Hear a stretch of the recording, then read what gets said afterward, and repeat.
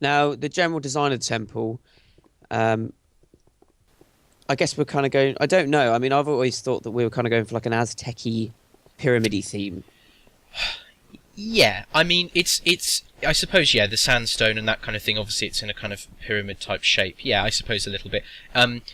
Really, the main thing was just to try and create a kind of original. Well, say original, but an interesting shape around this mine mason triangular symbol, which obviously makes reference to the Freemason pyramid symbol. Yeah.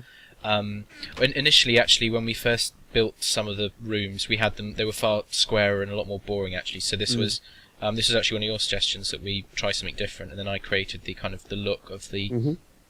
And it just gives very interesting angles to the room. Yeah. You know what I mean? There's nowhere's boring to look at, I don't think. Yeah, because I mean, like we were very keen to make sure that the player was always being entertained. So like we always wanted something interesting to be happening, whether it be a puzzle, whether it be interesting design, music. Because I've played maps in the past where they become very repetitive or certain parts go on for way too long. I mean, and that's also Yeah. why the map's only about an hour long, because I just don't think I could personally play a map for any longer than an hour and a half, and it could keep my attention for any longer. Yeah. Then the music, we had this in our other map, Faust. Generally speaking, you don't see it in a lot of maps, and it's actually really useful, and I think creates a lot of atmosphere in the map. I'll play this one. This one's called Far. Yeah, I think it just gives that. I love this one. It sounds very temple-y. Yeah, it does. Like it's got that very, I don't know, slightly underground type feel to it. I don't know, kind of mystical type sound to it. Anyway, So this is the first kind of puzzle, really. In short, you basically have to run and sprint and jump on the ice to make it through this door at the end in time. Yeah. I mean, a lot of the one of our concerns was that it just relies purely on the fact that if you know the game well, you'll figure out that you can jump and sprint on ice to go faster. Yeah. So it was kind of like you either know or you don't know, if you know what I mean. Yeah, but for those people, obviously a puzzle has to not rely on your, you can't have a puzzle that penalises people who don't, who don't know a certain feature of the game. So although obviously some I've noticed some players have got this very, very quickly, but even if you didn't know that the ice allows you to run faster, what we actually did was add these little half blocks. If you try and run and jump, you get caught on them. So it means that you can only sprint, run, which isn't as fast as sprint, running and jumping. But however you do this, it becomes very obvious that you can't reach the door in time. And I know one of the things we had to change was to make the timing very, very obvious that you couldn't reach it on this platform. Because in earlier versions it was a bit more ambiguous. And but the ice you can very definitely do it in enough time. And we added these blocks, these little ice blocks here, just so that you had to jump over them, and you notice hopefully, because some people, again, understandably, they don't sprint jump. So what we do is, by forcing them to jump, they might just catch on to the idea that you run a lot quicker. Sure. When you sprint jump. The checkpoint we basically put in because in the puzzle we're about to discuss, the Ender puzzle, a lot of players were dying, and it's just really frustrating if you have to run all the way through the map again. And we added these little boots here, feather falling, just help you. You can actually, it's amazing, I actually tested it. You can actually fall all the way from the top, all the way to the bottom, and hit ground, and you don't die. Really? Yeah, it's pretty amazing. And then obviously the basic thing behind this room is essentially, again for those of you that have played it, I won't bother putting it onto normal mode, but you throw these up against the wall, teleport, and then you have to teleport up in a sequence of in this sequence using ender pearls, and then eventually teleport finally up to here. Yeah, you had to. The problem with ender pearls is they're quite. There's nothing there, by the way. Okay, yeah. That one doesn't have a mechanism. Yeah, they're quite volatile. So if you throw it into a single layered wall, you can often teleport through the wall to the other side of the map, and that happened quite a lot in the earlier versions of the map. So Yeah. what Dave did is, If you want to come through here, Pete, I've got a better example here. Essentially, this is the mechanism behind it. Probably looks like a bit of a bit of a jumbled up thing at the moment, but essentially it's actually quite simple. So you press this. Basically, it's this circuit is repeated for the other buttons, so I'll only show you one. But very simply, you press this button here. It sends a redstone signal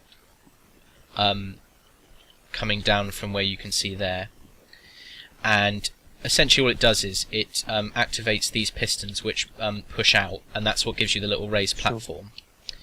And we've got a special little timer delay device so that essentially an extra signal is sent down here, and it causes the pistons to be pushed out for, I think it's about 4 or 5 seconds.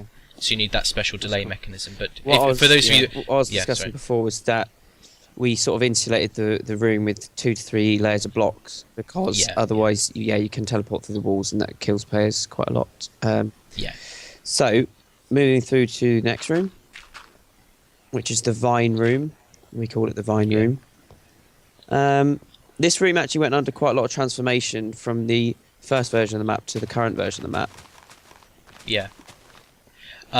But essentially, the idea was to begin. Basically, as again for those of you that have played it, the answer to the room is that you have to use these fire charges to burn the vines down, because ender pearls hit vines and they won't let you teleport through. So initially, we didn't have this raised glass walkway, and the vines went all the way up to the ceiling. But the problem was the original button used to be up against the wall here, and this used to look out over the room, but the problem was you couldn't see the door open, so it became very confusing to players because they'd push this button and they'd never know what it was. So I basically, by putting the glass here, it allowed players to see. Cheers. Thank you for that. Thanks for that. Sorry. It allowed players to see the door open and close. Although when you can smash through the blocks like these, it doesn't matter. I'm just showing them the redstone. Yeah, sure. So essentially, don't have to explain it. I think it's quite simple, this one. Yeah, sure. It looks pretty though. That's kind of your trademark redstoning, isn't it? You like to have lots of like blocks and coloured blocks. I think it's quite nice. It does help. Yeah. So then we go to the fishing room. Yeah. This was mainly my room, basically, my puzzle. Yeah. I was aware that you could use fishing mods to pull mobs for a long time. But I'd never thought of a puzzle really in which we could use that feature. A lot of the time when we think of our puzzles, we start with the approach of, let's find a block or an item on Minecraft with an interesting property. So I look to the fishing rod and I say, okay, that can pull mobs. That's an interesting property. We can use that for a puzzle. And I started using this idea of, perhaps fishing for mobs or squid or something like that. And really, I just came and decided to use pigs. I think there was something just quite fun about fishing. It was pigs are quite a funny mob to me, funny animal. And yeah, but I just think this whole puzzle is just a very fun kind of original. It's sort of quite skillful. We actually initially you were going to have the room shape was quite different. You had to fish them out of water. Yeah. And instead of it being 3 areas you had to get the pigs onto, it was like different heights surrounding you, but we found it to be just sort of unnecessarily difficult. Yeah. And it got quite tedious, so hopefully this way it was a bit quicker and that kind of thing. So let me go on to the kind of the water room. I think basically we wanted a bit of a break from the puzzles for a while, didn't we? We kind of wanted to mix things up. The inspiration for this room was from Harry Potter, wasn't it? Yeah, there's a scene on, I think it's the part, gosh, I can't remember which one, but where they're in a huge cavern, and Dumbledore has to drink this sort of liquid, and it's sort of killing him. I'm not up on the Harry Potter canon, so forgive me, I don't know, but he's drinking something, and some magical stuff, some magical things, and but I always like this idea of a big cave with a little island in the middle. This is a smaller version of that, and less grand, but that was the idea behind it. It would have been brilliant if we could like create the zombies coming out of the water or something, or if they really need water mobs in Minecraft. I think sharks would be preferable. Well, that was actually behind the thing of putting the sign "Beware what lies beneath, stay in your boat." Again, just to sort of, in that kind of Alfred Hitchcock sense, to try and, even though obviously there is nothing beneath the water in Minecraft, or at least on the vanilla game, the idea was just to sort of make players a bit scared. I'm terrified of the water, so this is something that would scare me. I think that, like, although players know there's nothing in the water. Hopefully, I generally find people who play Minecraft, they've got quite an imagination anyway. They're willing to accept certain things, and I think they just kind of go along with it. So that's quite nice. Yeah, I think that's right. Okay, so and then you come along on the boat ride. The other thing which we've had in previous maps is, you may notice the lighting. You can't actually often see the torches. Yeah. We basically we've played a lot of maps where it's just riddled with torches, and the torches can work in certain situations. But aesthetically, we don't really feel they work a lot of the time. It's, I suppose, when it's trying to create a more natural environment, sometimes it's better not to be able to see them. Just create some sort of, more subtle lighting, I suppose. Right, let's go down here. Woo! Yeah.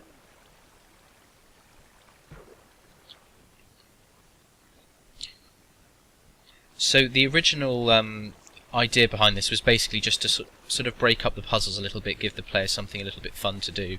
And we thought boat ride would be good for that. In total, it lasts about 20 seconds. 20 seconds for about a lot of hours of work to make this happen. I was kind of the architect. I sort of came up with the idea, and then Dave kind of built it, really. So I think we should take equal credit for this room. Well, it's basically we actually used a combination of MC Edit and TNT to blast this. Yeah, out. we did that.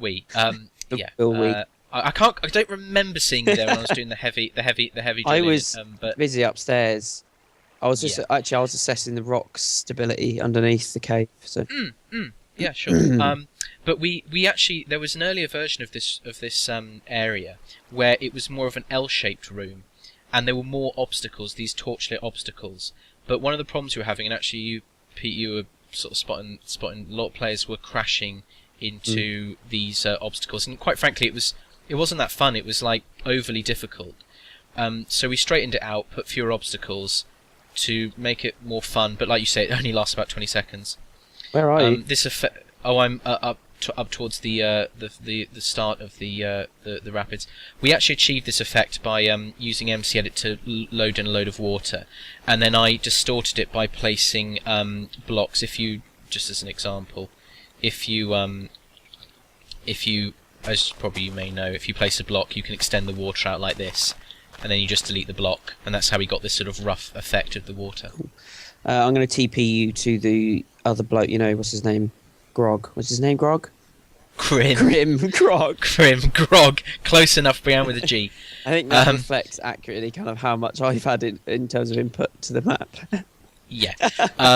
Okay, so now, we put this guy here because on some of the playthroughs, when we tested it, we found that kind of you were encountering the Minemasons at the start of the game, and then you meet them at the end, but it didn't have much of a story. It was just, they seemed to just be an excuse, whereas by putting him here, it gives you a bit more information.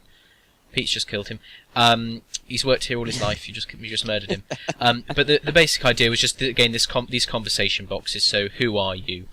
It's all right. Give you a bit more I've backstory. taken over now. I'm going to be. You're now the temple guardian. Yeah. But he basically says, "Get out of my temple! Get out of my temple! Get out of my temple!" Anyway, get out of my temple. temple! Who he is? That's really entertaining. Who he is, and he's the protector. And then what's this rune structure? Now this was actually taken from the cult of Mithras, which if you go to Rome, you can see evidence of. And basically the idea was that, as is the case with many religions in history, they were persecuted, so they often practiced their religion. Pete's just destroyed the altar, but they practiced their religion away from